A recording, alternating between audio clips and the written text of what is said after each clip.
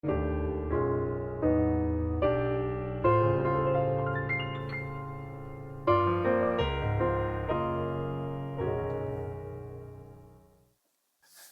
3rd, 2020. And I start this one off like this. Temperature 97.2.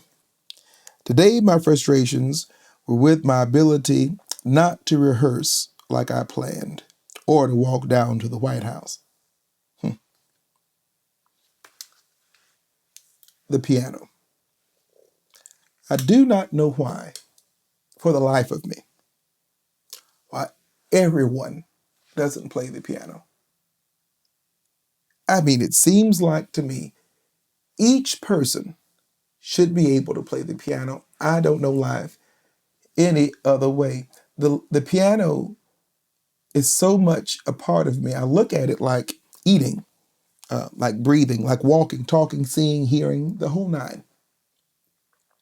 I don't think I could imagine a life without the piano. Um, I, well, I can say I didn't realize what life could be like without the piano. See, believe it or not, there was a time when I could not play the piano. I was unable to play the piano. In the famous words of Sophia Petrillo, picture it, Corsicana, May 2008. The night before, I went on a ride along with a police officer. I had recently done a citizens type of support for a gentleman that had gone to court.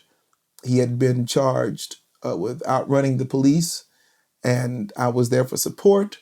However, there was no police cam footage to support the claim, and his court-appointed lawyer said that he should take the lesser charge because of his past. The jury was more than likely to go with the police officer, not with him, although the burden of proof lies on the prosecution. The prosecution had no proof to this police officer's claim. Well, that upset me, and I decided that I wanted to see what the police officers were saying. I signed up. I went on a ride along. First time ever being inside a police car, and I rode along with the police officer. Midway through the ride, we pulled over, and the police officer said to me, "I don't know who you are exactly, but the folks on the force wanted me to ask you to help us because we don't have the proper equipment that we need." And he showed me that they had outdated equipment that wasn't, quite frankly, working. And the working piece would be to the support and the help of not only the citizens, but also to the officers. Oh, I had so much to write up. I got back home and I wrote up what I needed to write up, and I sent it to the mayor, city council. And the next morning I got up bright and early, about 7 o'clock or so, 7:15. And I got me a cup of coffee. And just so happened, a Sierra Club magazine had arrived for me. And I sat on the front porch, and I lived across the street downtown from a coffee shop. And the coffee shop, I knew had fresh grounds, coffee, grounds. And I thought they should make a compost heap in the back with those coffee grounds, as I was being told and instructed by the Sierra Club magazine. And out of nowhere, a piece of the building that I was sitting under fell about 40 feet, and it crushed my hand. And I didn't know what to think. I looked down, and all I saw was a swelling limb, and I just knew that this was bad.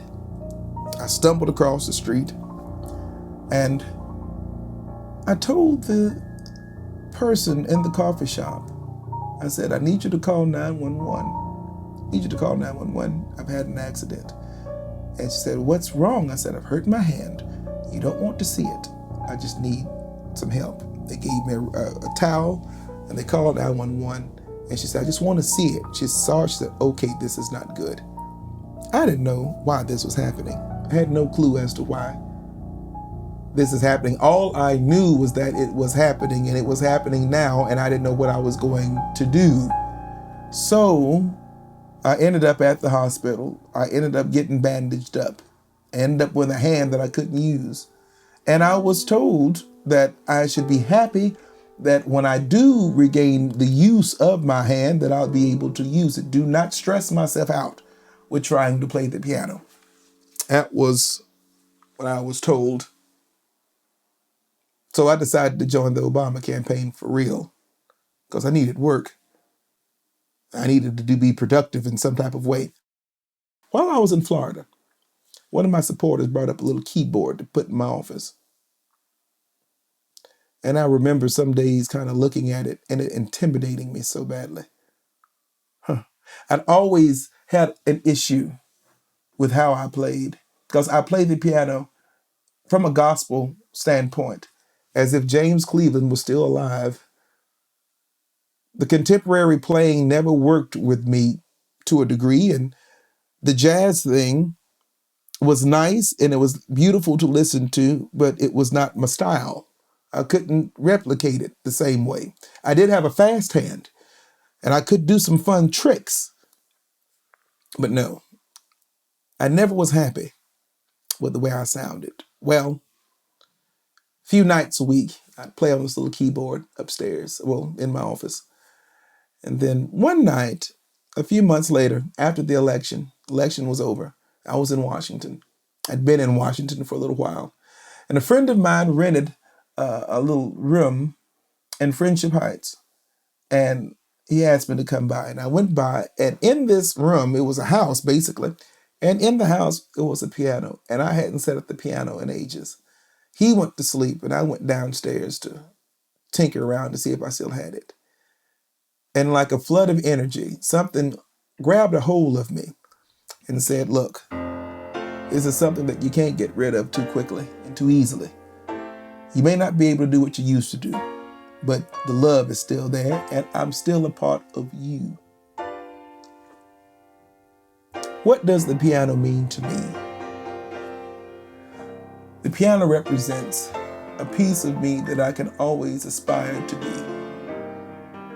or something that I will always be working toward,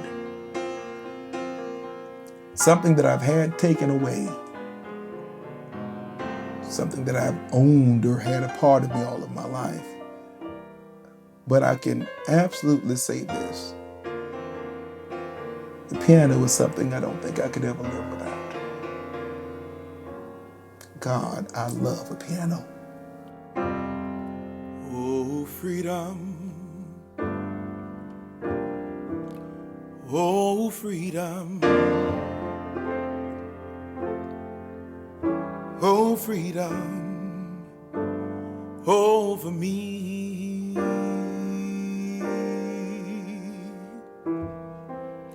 And before I'll be a slave, I'll be buried in my grave and go home to my Lord and be free.